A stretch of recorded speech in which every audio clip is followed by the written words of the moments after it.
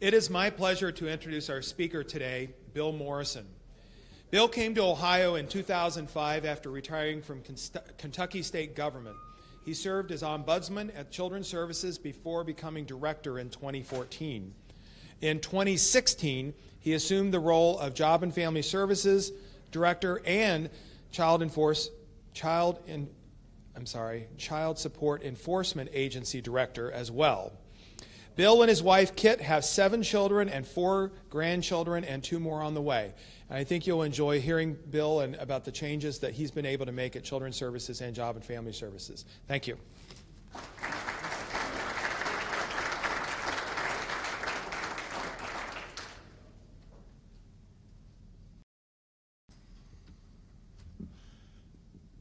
Let me begin by thanking you for the opportunity to spend some time with you today. I see some faces of people I've worked alongside with in various capacity over my years in Butler County, but I see a lot of new faces of people I haven't met, and that's a wonderful opportunity for me to have. And thank you, Jeff, for providing the honor of the ability to be able to address you today. I don't know how many of y'all would ever have heard of a kind of country folk singer from the 1960s and 70s named Jerry Jeff Walker. Heard of him? Jerry Jeff Walker has a song on one of his early albums where he talks about his relationship with his wife as being like a coat from the cold, that it's something that provides him insulation and protection against all the things in the world that can harm him. And I'm going to, hopefully by the time I get done speaking, you'll see how that folds into the vision that we have at Butler County Children's Services of how we support and assist our families in Butler County that are in crisis. About 5 years ago, I had been the ombudsman at Butler County Children's Services for about 8 years, longer than all the other prior ombudsmans put together. When I took the job, it had about a 7-month life expectancy. So everybody warned me about being willing to take the job, and I said, well, I'm kind of a tough old bird from Kentucky. I think I can last longer than other people, and I did. But part of my job as the ombudsman there, I was the complaint department for Children's Services. So it was part of my job to hear people who had concerns with how the agency was reacting. And Butler County Children's Services had been through some periods of time that had been pretty difficult. We had the case involving Marcus Feisel. We had a number of other cases that exposed the agency to public criticism. We were not held up very high amongst our sister and brother organizations around the state as being a high-performing children's services agency. And as the ombudsman, I had been a public critic of that for a long time. And I think our 3 county commissioners at the time kind of got tired of me criticizing the agency all the time and kept coming to me and going, you know, when you criticize them, in a way you're saying something about us. And I said, well, yeah, I kind of get what you're saying. And they said, well, why don't you either put up or shut up? That will make you the director, and if you think you can do it better, show us how. So I said, well, that's a reasonable request. I'll do it. And we started down a different path. And one of the first things we did on that path was to go around and do a series of public meetings with different types of people that were stakeholders to the agency to get feedback from them about what did they think we were doing well, what did they think we were doing poorly. And I remember at one of those meetings, a person stood up and said, I can tell by which unit the case gets assigned to whether the family's going to succeed or fail. You know, and that struck me as one of the most damning comments that you could make about a children's services agency.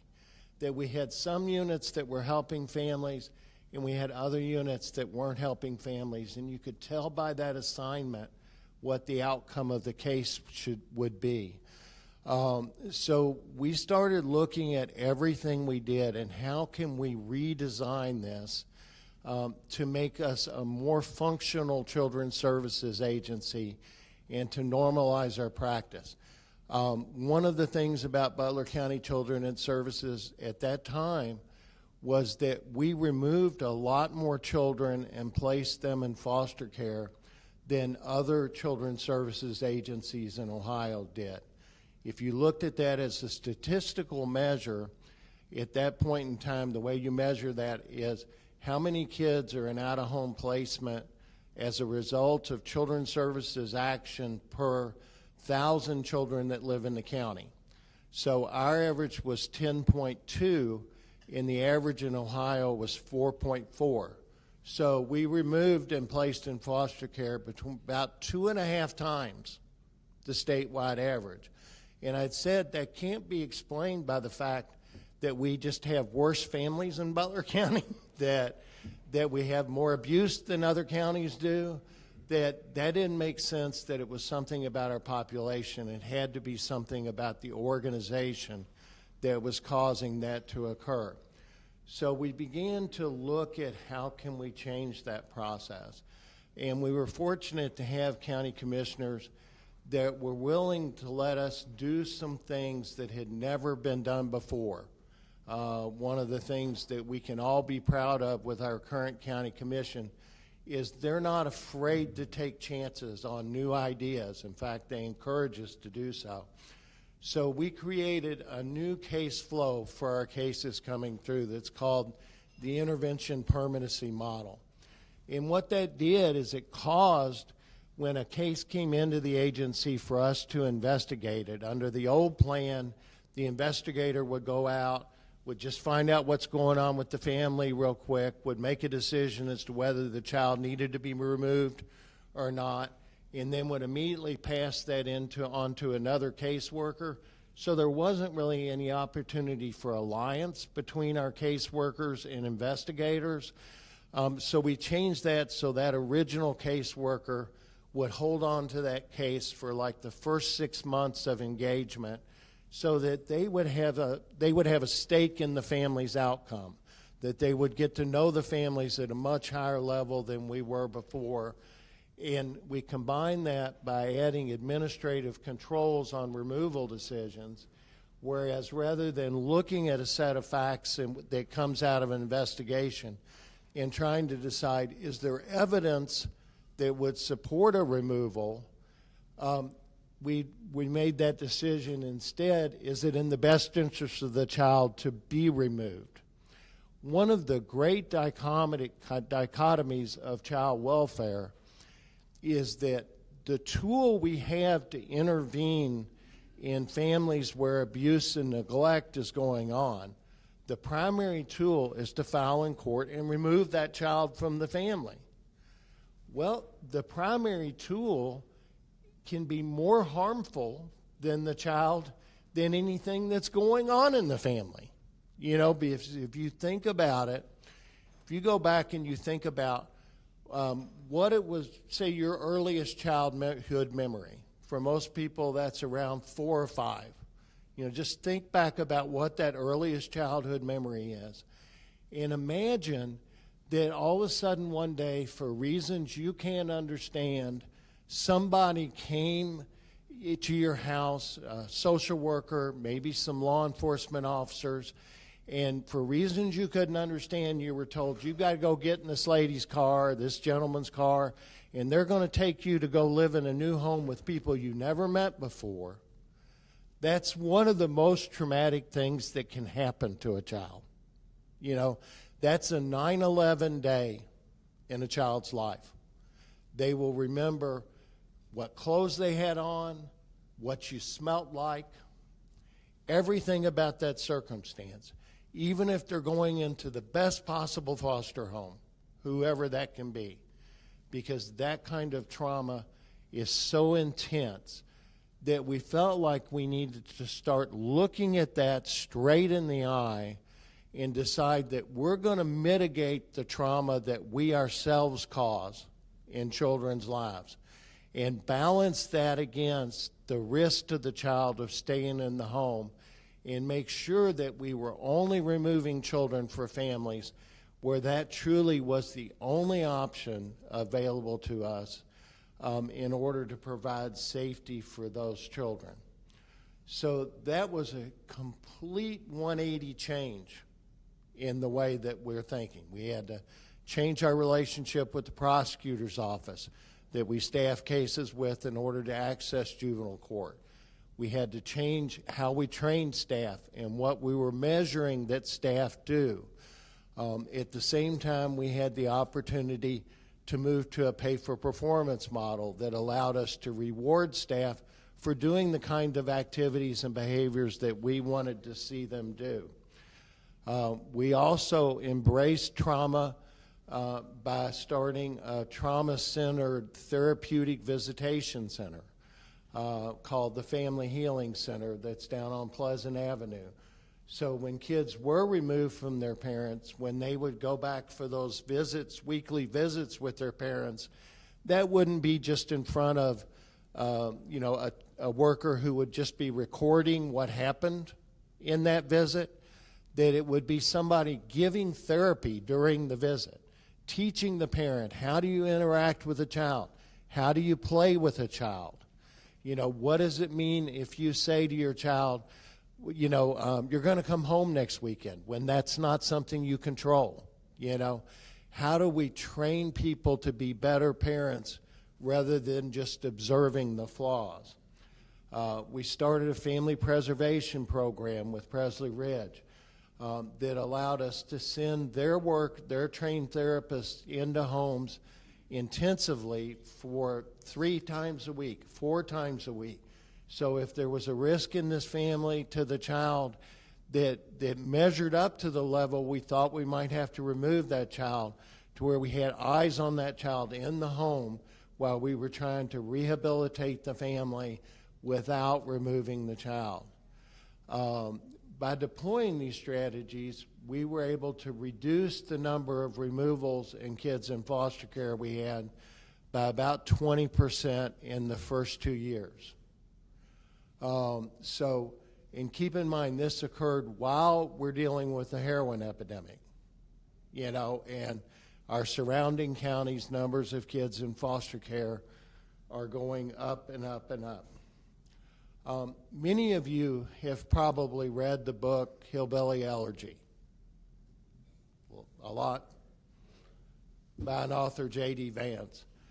I think his book really kind of points out what I'm talking about in some pretty significant ways, to the extent that even if you're a worker at Children's Services and you're interested in becoming a supervisor at Children's Services, one of the things that we talk about in those job interviews is we require people to read the book and kind of explain some things from that perspective. J.D. Vance grew up in the Middletown area. His family came from eastern Kentucky, as many of our families in Butler County came from eastern Kentucky. He grew up in a very neglectful home, a home with a certain amount of abuse. His mother was addicted to drugs throughout most of his childhood. He and his sister spent a lot of time at home alone. He had a grandma and a grandpa, and grandma kind of saw to his most basic needs. But in that book, he talks about learning from the earliest possible age that if somebody knocks on your door and you don't know who they are, you don't answer it, because it's probably somebody from Butler County Children's Services. So, he knew from a childhood that part of his goal was to avoid the agency I work for, okay? Because if we found out about him, we would make it worse, okay? So he successfully avoided us. The family was not great. He struggled as a child. He did finally get back into school. He was able to finish high school. He then went into the Marines. I'm sure the Marines did what the Marines do to many people and grew him up into a man.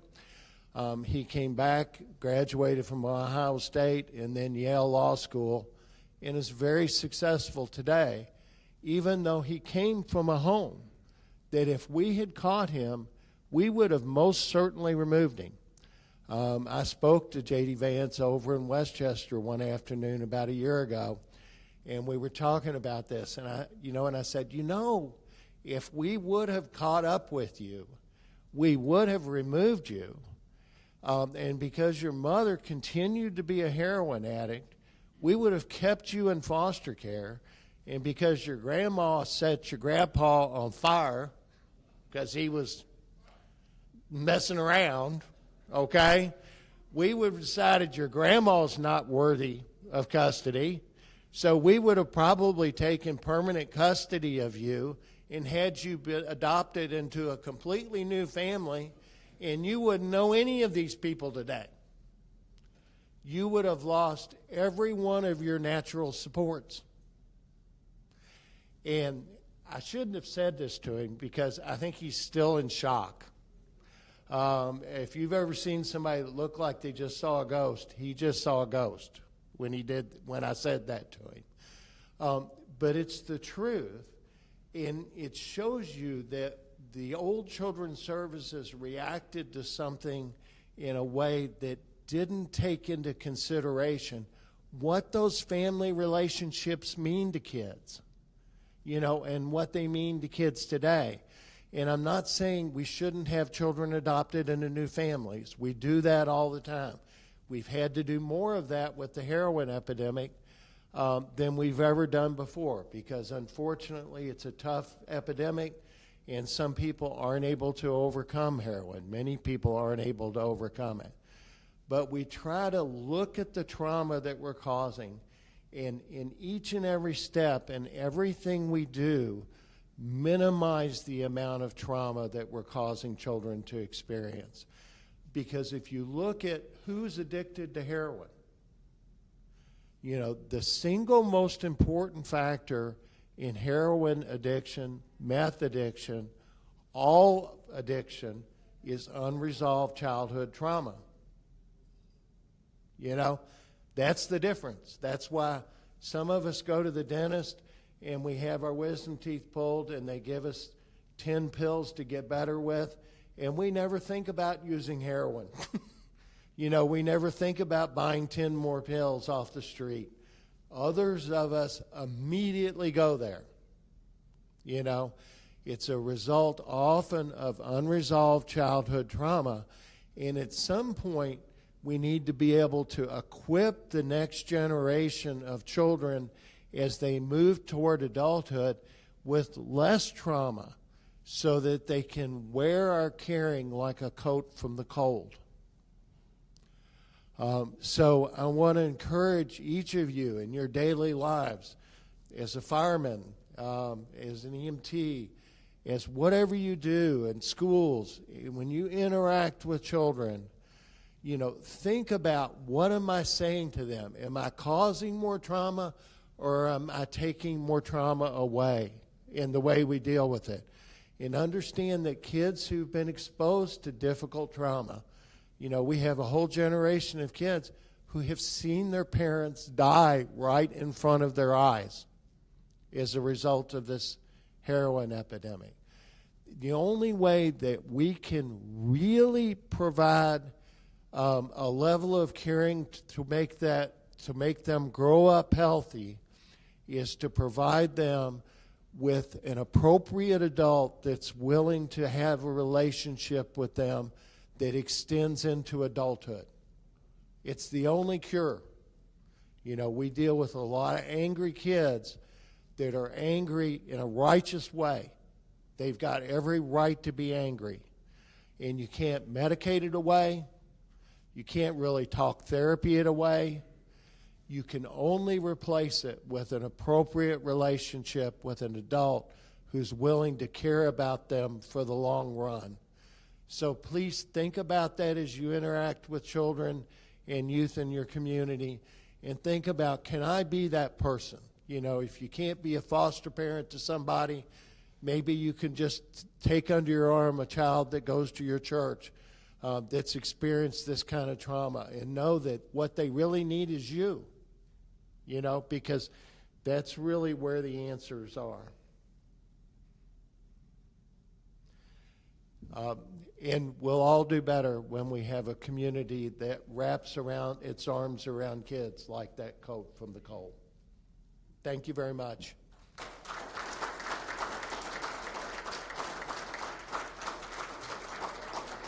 Yeah, that's fine. If anybody has a question for Bill? Yes. Dances that you run into, the Jane dance is a very rare example of someone who's run up in that sort of atmosphere. And I think, to me, it's probably good that we come out of it more advertising than we even in a home care when and violent behavior. So I don't know. That to me says, okay, so maybe the process is wrong, not necessarily the decision of the house. Well, it's odd, but you really, if you look around you, you won't find that J.D. Vance is that unusual.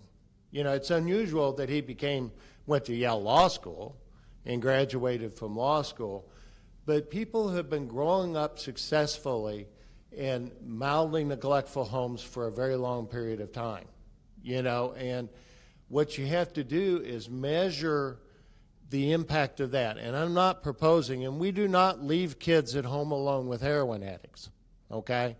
That's a case where we are doing removals today, we were before, and we still do. If we don't have somebody in that home that's sober as an adult to take care of that kid, we're not leaving them in the home with heroin addicts. But there were a lot of cases, if you looked at our old practice, where homes were dirty, or cluttered. I remember a case out of the Middletown area that I worked on probably 9 or 10 years ago, and it was an Appalachian family that had the yard full of yard ornaments, and old refrigerators and just all kinds of stuff in their yard. And people had kind of said, well, that's no place for a kid to live, Well, you can go to Appalachia, and there's a whole area of yards that all look like that. That's kind of a cultural thing. It wasn't really harming those kids. But in that circumstance, we had removed, I think, 7 kids from that household. We ended up having 5 of those kids adopted into new families. And that's an example of somebody who can grow up at a different standard than what we would have in our own homes and still go on to be successful.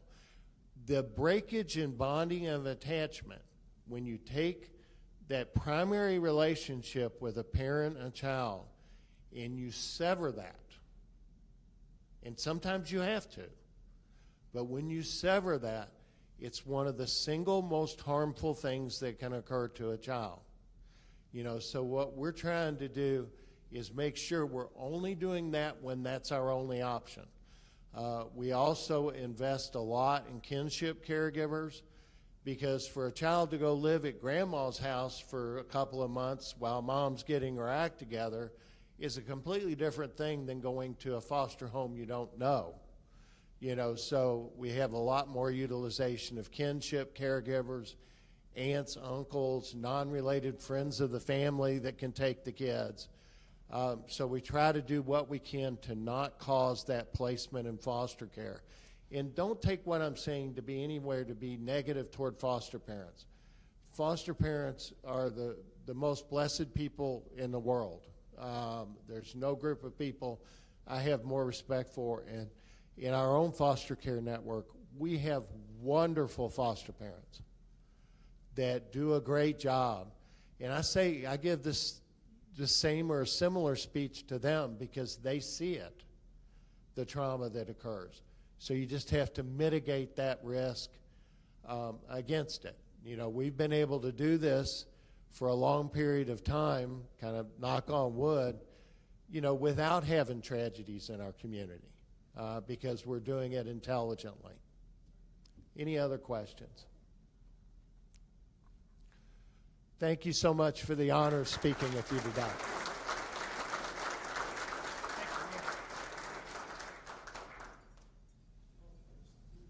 Thank you, Bill. Appreciate the work you do. Joe, is Joe here? You want to try to get this, or should we punt to next week?